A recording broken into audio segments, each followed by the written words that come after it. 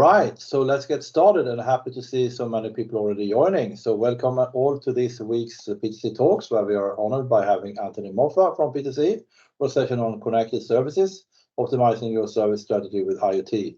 But first, just a very quick introduction by me. So my name is Torbjörn Pitson, and I'm the Alliance Manager for PTC, leading these webinars. We also invite customers and partners for some inspiration on digital transformation to see what is possible and how to make things happen. And we are running all these webinars on Fridays, same time, 3 times a month, with different kind of topics around either manufacturing, services, or engineering. And the recordings are to be found on the registration site. The agenda for today is first a quick overview of PTC by me, and then Anthony will run the show by introducing himself, touch base on a few challenges, how to address these, and then explain some of the business outcomes. At the end, we also have a Q&A session, so please keep your questions to the end, and you could also put them in the chat, and we will pick them up during the Q&A. Now over to the next slide, Anthony. Would help if I actually clicked on it. Right. There we go. So PTC is a global software company with a headquarters in Boston, and we provide market-leading solutions on IoT, augmented reality, PLM, SLM, and ALM, and CAD through the digital thread to help companies to accelerate their digital transformation. And we are also having AI integrated in some of our PTC solutions. Now over to you, Anthony. Thank you very much. Well, good morning and good afternoon and good evening, depending on where everyone is in the world here today. My name is Anthony Moffa. I am part of PTC's Sales and Strategic Programs group. I've been with PTC for 6 years. Within PTC, I was in product management for IoT. And prior to that, I was in industry. I've actually rolled out a couple of IoT programs, starting back in around 2007 was one of my first programs. I've actually been connecting things, though, for remote diagnostics for quite some time, back even into the 1990s and the 1980s. It's just gotten to be started with a modem, so now we have the internet. We have a faster modem to connect and get information. So let's talk about how PTC refers to Smart Connected Products, or SCP, and that is really the connected service environment. We also do what's called SCO, which is the connected operations, smart connected operations. Now, if you were to kind of baseline this, very simple, in the lower left-hand side, this is our smart connected operations.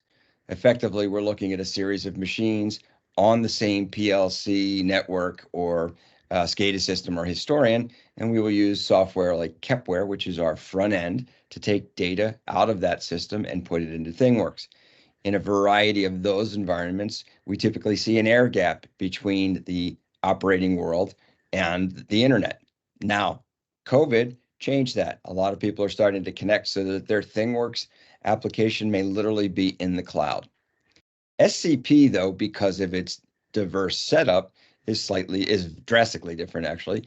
And that means that all of my devices are at my customers' locations. So for example, if it's a hospital, you may have 5,000 hospitals with your equipment across the globe. You now have to get that information from those disparate locations through the internet and to a location where you could monitor it to do your work. So that's our smart connected products world. Now, in operations, we care about the health of the system. How well are all those machines working together? On the right-hand side, though, it's really about the health and maintenance needs of the machine. What we want to be able to do is determine when to do service, not react to do service. We are far more efficient when we know what we're doing, when we are responding or reacting. So I'm going to come up to a question now, because what I talked about is the infrastructure. And the question I have for you is this: what is your most important service metric in your organization? What are the things that you look at and say, this is the one that really matters to me? Because there's 2, 3, 4, 5 dozen metrics that we can all create.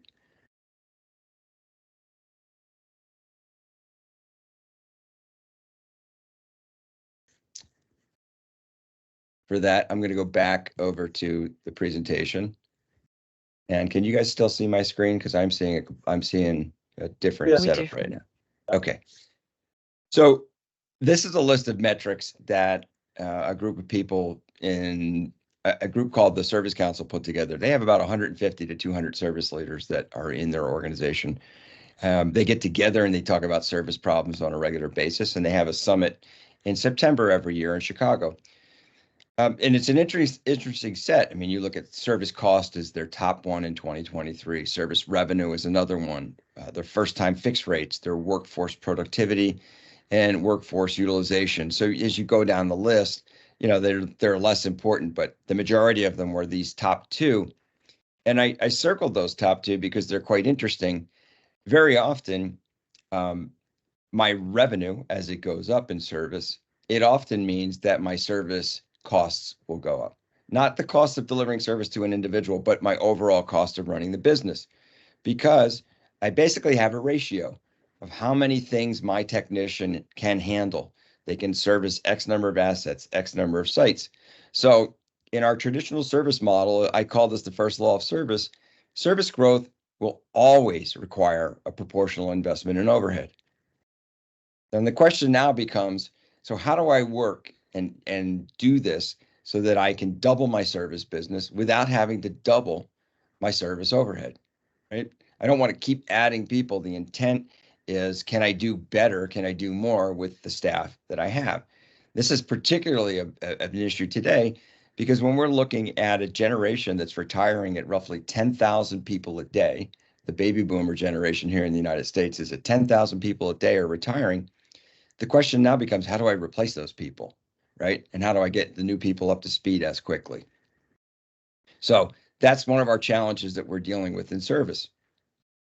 Now, another question that I have here is, if you were looking at your metrics and you wanted to decide what was the most important one that you had to deal with, is first time fix at the core of those service metrics? So that's the question that I would ask of you right now. If you guys can see that poll and answer that poll, I'm going to tell you that I'm baiting you a little bit here, because first time fix is an important thing. And actually, it's the biggest lever that we have. But what really matters is truck rolls. And I'm going to walk through this and talk about how all these interact with one another and how they work. My first time fix rate, when I do something right, I don't come back. That's great. But get this, first time fix rate, if I don't fix it on the first time, on average, I'm going back 1.6 more times. So that's why I say that's my biggest lever. But fixing my first time fix rate actually has a much better impact on my truck rolls. And that's the number one expense that most organizations have. In the United States, it's $352 to roll a truck on average. But if you look at some organizations, that could be between $500 and $1,500. And if you're in remote locations, you could be looking at $3,000 to $10,000. So, I'm finally getting results now. Cool. So we'll take a look at those. 80% agreed that first time fix. All right. So next thing I want to look at though is this. If I get into my mean time to resolution, and I say resolution, specifically resolution, not repair. Mean time to repair matters to me as a service person because it tells me how good my technician is at doing his or her job. But mean time to resolution is what matters to my customer. A long time ago, I was taught a very simple standard that measure the metrics that matter to my customer, not the metrics that matter to me. I'll give you an example of that. In on-time departure for an aircraft is when it pushes away from the gate. As far as a traveler is concerned, for me, on-time departure is when my wheels come off the ground. As far as their on-time arrival, it's when the wheels touch the ground. For me, it's when I get off the airplane. Our view of what matters is not aligned. So in this case, I like to look at mean time to resolution because that's what matters to my customer. Now, these three have a very interactive relationship, and they will in fact change your service efficiency. Because if I do it on the first time, I reduce my truck rolls, my resolution time goes down. I actually get more time for people to go do other things. That in turn will typically help my net promoter and customer satisfaction scores. And when that happens, you generally tend to retain your customers and you're able to sell new contracts because you've freed up some of your time with your people and people are happy with what you're doing, so you have an easier time of selling. Now, here's the challenge in all this. There's only so much I can do to fix my first time fix rate inside my organization without knowing what's going on out in the field, without having more information. So the service execution piece starts to get me to service excellence, but I'll never get really good at this because what's happening is I need data that I can then contextualize into information that I can turn into actionable intelligence. And that's where IoT comes in. IoT offers me the connectivity to that outside world. As I showed you in the earlier slide, we're starting to now make connectivity to those devices. So what does connectivity mean? Connectivity means that I am actually able to do remote monitoring. Remote monitoring is watching values on that asset, current, voltage, vibration, number of cycles that it's run. I can watch things that are going on that device, and they're sending it to me. Now, we're not in a control environment here, so we're not getting data at millisecond rates. What we will get is data at every 30 seconds, every minute, every 2 minutes, because we're trying to predict long-term failures, not short-term control issues. Remote access and control, that is the same thing that your IT department uses to get into your laptop, to look at it, fix it, diagnose it. Okay, it's desktop sharing. And then the last one is software content management. We would like to push changes to the edge. Now, certain things like operating system patches in environments like, for example, medical devices, they cannot automatically accept those changes. They need to do a test to verify that those changes did not change the declared intended use of the product. So they have to turn off Microsoft Patch Tuesday, the auto patch update, and they have to do a test. Then they can push those changes to the edge. Well, if you don't have a connection to that edge, you're physically sending people, which is a costly thing.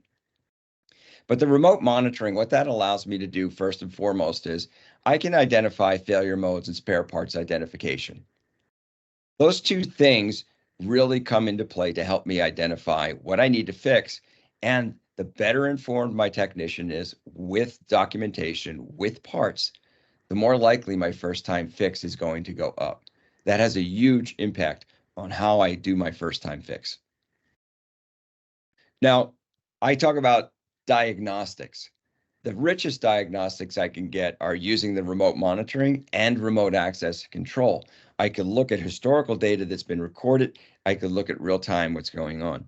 And for example, let's say that your customer is involved in doing something, at least in the remote access control piece, I can watch them do what they're doing to validate whether or not I have what we call pilot error, right? Is it a user error? The combination of those things, though, having remote monitoring, diagnostics, and access, I can then start to look at what's going on. I could identify conditions with need, and now I can get into condition-based maintenance. When we roll a truck to do standard maintenance, so we're doing a regular maintenance routine every 3 months, time-based is based on an average use. And if my customer is ahead of the average use or behind the average use, I'm either sending somebody out too late or too early. So by looking at the use of the equipment, we can identify when to do those regular preventative services. And as we get good, we can learn to predict when service is required. So rather than wait for a failure to occur, like we did on the left-hand side, we begin to do things more consistently and we plan, because planning with a customer and with us, far more efficient than reacting. File transfer is another thing that we can do in here, and we can do it within remote access or software content management. Obviously, sending a patch to a device is sending a file down to that device. But file transfer also can be pulling information off of the device. A fair number of devices that are older were never intended to be connected to the internet, so they may have all of their information written into a log file.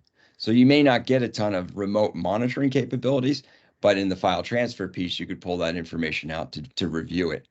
And in fact, some cases, that data is parsed at the edge with very simple XML or text parsing tools to bring data back so you can look at it. All of those things combined now offer me the ability to give my customer remote resolution. Think about, rather than deploying a technician, if you can use your remote access control or file transfer or your diagnostics to get a remote resolution in that device, you've obviously eliminated a dispatch. On average, between $25 and $75 to remotely resolve a problem versus, as we were saying earlier, $350 up to $1,500 to dispatch a technician, significantly better. The big part about that is a remote technician who is diagnosing and repairing can handle between 4 and 10 devices a day. A physical technician in the field is between 1 and 3. So your ability to get something done and get a large number of customers engaged and worked on, certainly having a connection and the ability to do remote resolution works in your favor there. If you look at a compliance perspective, as I was saying earlier, maybe you need to keep your software up to date. In the medical world, I know that the FDA and in Europe, EU MDR requirements are, I need to keep cybersecurity at the front of all my equipment. That means I am doing patches, not only for my software, but any operating systems that are running on my device. And again, this is, do you do it remotely or do you physically go on site? The nice part about a software management program in a connected environment is I can address 100 or 1,000 or 10,000 assets at one time, rather than sending 1,000 technicians out over the next month to get to all of those devices. Now they get it done at one shot. And you may have different packages for different parts of the world. So I may have to do it Europe differently than North America. Very simply done in this environment, but it requires 2 separate programs and a lot of people if you're doing it manually. The last piece in all this is, once I finally identified what is going on, I can then start to leverage customers to do customer self-service.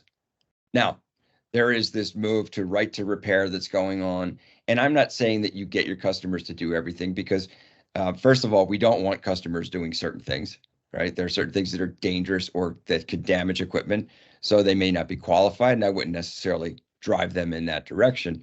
But what we can do is create, in most organizations, we have a tier 1, tier 2, tier 3. Tier 1 is that base problem that we go through a knowledge base to figure out.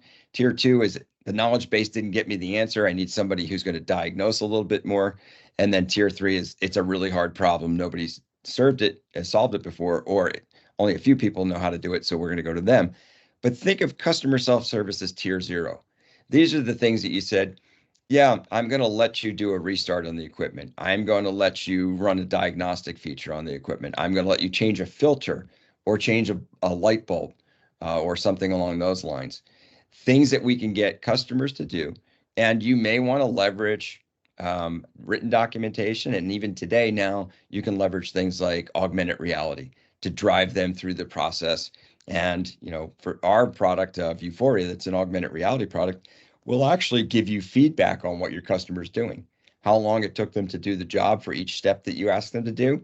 You can even have them take pictures to show you that they did what they said they were going to do. So you now have the ability and the tools to understand what's going wrong and to deliver service for your customer without you having to go to the site.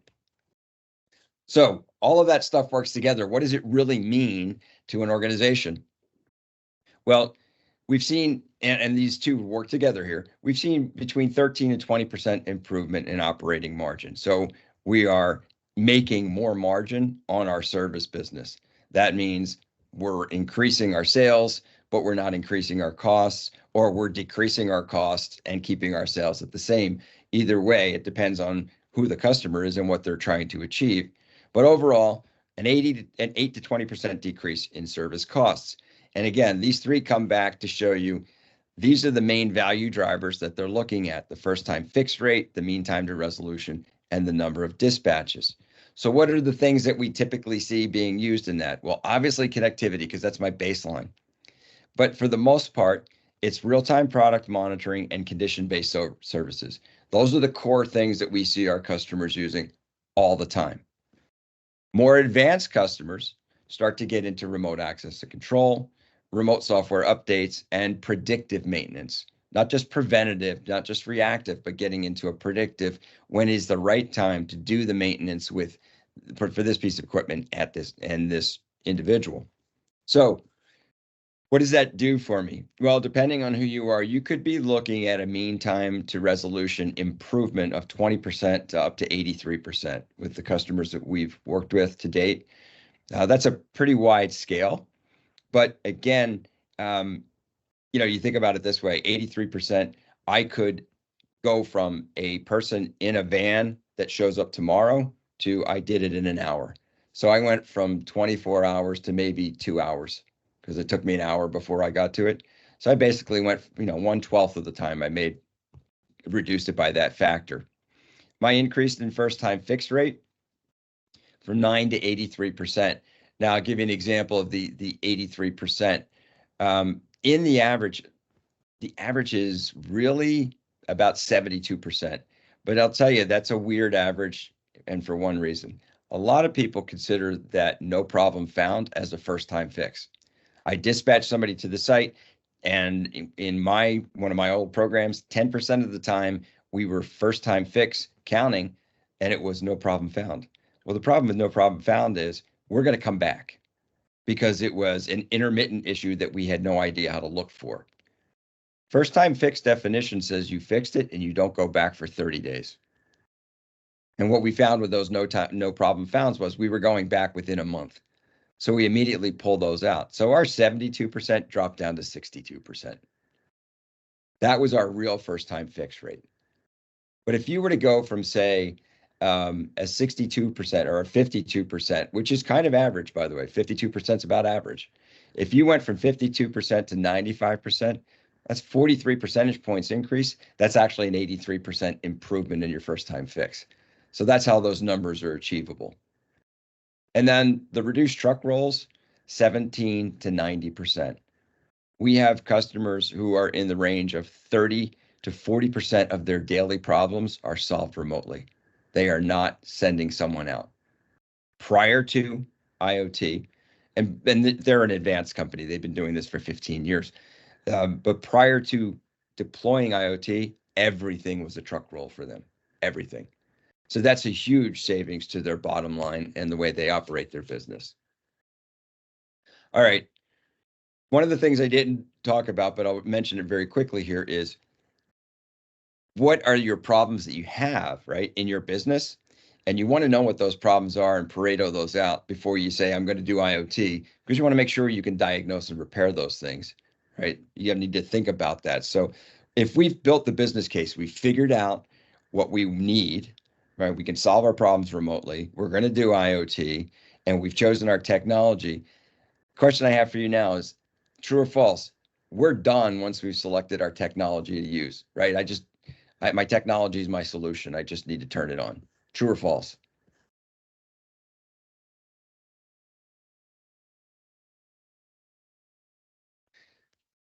So 64% are saying it's true. 56% are saying it's true. It's dropping down. So we're evening out here. Okay. We flipped to the other side. All right. So the reality of the situation is it is not true. Technology is a tool. It's not a solution. Therefore, I need to have the infrastructure, the training, and the wherewithal how to roll that out of my organization so that the tool gets used. So typically what we will see is our business case and our technology, like I was just saying, and we do a thing with our customers called a value assessment. Now, the value assessment is really focused at determining what metrics. So I played around with a lot of metrics here, but it talks about what metrics matter to you. And then we work that down into how to do a deployment in your organization. So we figured out the money piece of this. But the next piece is I need to integrate this into my service business. I want it into the day-to-day operations. I don't want to say roll it out and then hand it to people and nobody uses it. I certainly don't want to send somebody to a site and they show up and they found out they could have fixed it remotely. My biggest challenge, though, is internal adoption. I want my technician and I want my organization to internally adopt this, to use this. That means I need to know who the people are that are going to support me and the people who are going to try to knock it down.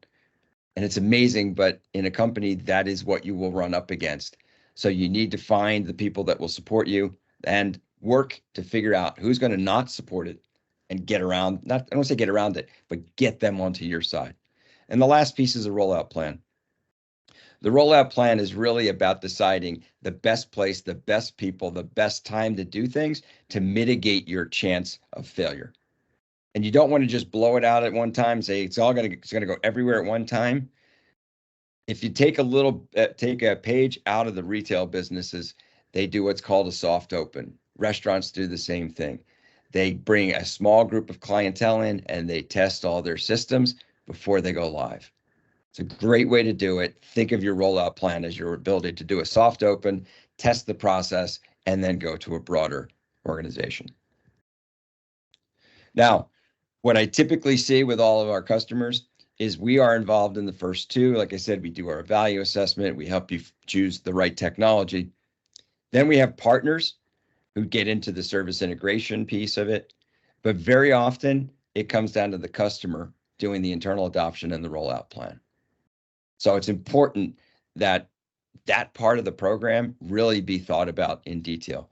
And by the way, one of the things that really, really matters with this is if you are going to do this, you need somebody in your organization who is responsible for this, the entire program. You want a passionate advocate on your team to own this. Because if you put somebody in this part-time jobs get part-time results. You need a full-time person that cares about this, that wants to make this happen. That's how you become successful with this. And that's how all of these people in our ecosystem of service customers have become successful. We are in life sciences, aerospace and defense, automotive and trucking, electronics and high tech. Now, this is our and industrial as well. And our service ecosystem isn't just ThingWorx IoT. It is our ServiceMax solution for service execution and service dispatch.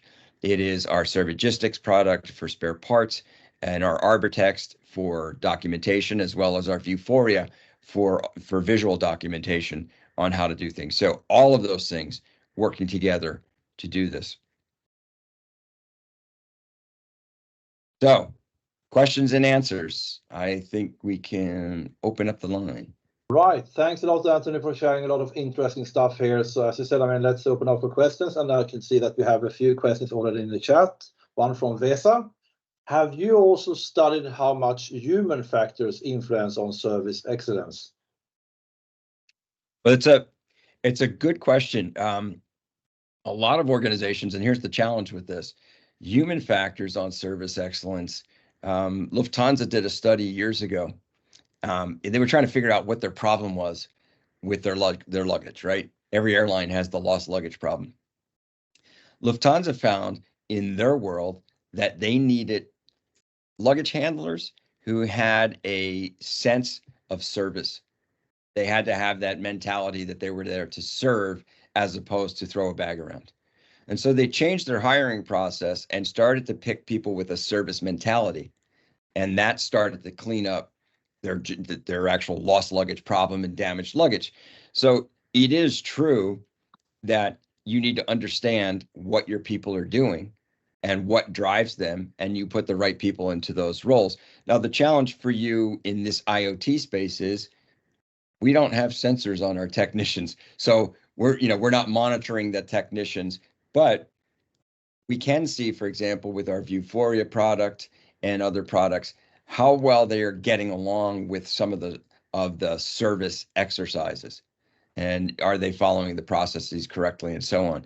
And in our world of R&D, on the R&D side, we call it the metaverse in PTC. We are studying the workflow habits of workers.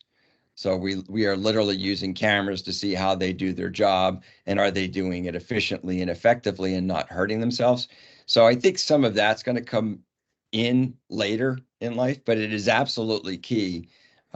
And the one, like I said, with Lufthansa, which was really important, was the service mentality it needs to be there. If you're just hiring somebody because they know how to deal with a machine, but they don't know how to deal with people, probably not the right person in your organization. Thanks, Anthony. We had another question also from Kamlesh. Can you please share some experience on integrating with OEM IoT software together with PTC IoT offerings? You dropped out. You said integrating with OEM. OEM IoT software solutions together with PTC IoT offerings. Okay. Well, we have a set of APIs within our IoT solutions. Right. So we pretty much can integrate with anything that's out there. For example, as I was saying earlier, we will take data from a data historian. Doesn't have to be through our Kepware solution, so we could directly talk to a database. We obviously integrate with our ServiceMax solution, but so we can effectively, when I see a problem in ThingWorx, I can push it over to ServiceMax and create a ticket. But ServiceMax is not the only FSM product out there, so we do use services and APIs to integrate with other products as well, right? When we get into edge connectivity, we work with our Microsoft partner. Microsoft is a partner of ours, so we can take data from Microsoft's IoT application. So we take the Azure IoT Edge through the hub right into ThingWorx as well. So you can use ThingWorx as your visualization engine. So we do have a number of open AIs, APIs. I saw a question up there. We have a number of open APIs that we can do that type of integration with. Thank you. I will pick a last question here as well. How do you manage the security of these remotely connected devices? Don't they represent any kind of risk? Well, certainly anything that is connected is going to represent a risk in today's world. One of the things that we do, obviously, is we use the standards that are out there, meaning we'll use TLS and we use OpenSSL as an encryption technology. We do not accept old technology. So, for example, TLS1, TLS 1.1 were basically turned off by Microsoft, Google, Apple, and others back in 2020. So those are no longer used. So we're using TLS 1.2, 1.3. For our aerospace and defense customers, we have a FIPS compatible mode. So that's a standard that says, even though TLS 1.3 has all of these, we only are allowed to use these right here. In addition, we also have partners that we work with. One of the standards today, or I would say standards, but one of the common practices today is that you have a common key and a common cert on all of your devices, but we have partners who will put unique keys and certs on all of your devices. Essentially, this creates, like a driver's license or a birth certificate that is unique per asset. And in that case, if we believe that a cert was compromised, we can shut off a single device as opposed to shutting down the entire enterprise, right? And so we never stop, but that's kind of the growing model of building out and securing devices. And you obviously have to have a conversation with your customer as to what you're doing. We also do not maintain or don't require holes in firewalls. Because we use standard protocols. Those standard protocols are using existing openings in. So we're using the 443 or the 80 ports 80 to send data out. That's it. We're not asking for anything special. Thanks a lot, Anthony. So time is unfortunately running out. So many thanks everyone for joining this session here. And of course, a special thanks to you, Anthony, for sharing a lot of really interesting stuff here.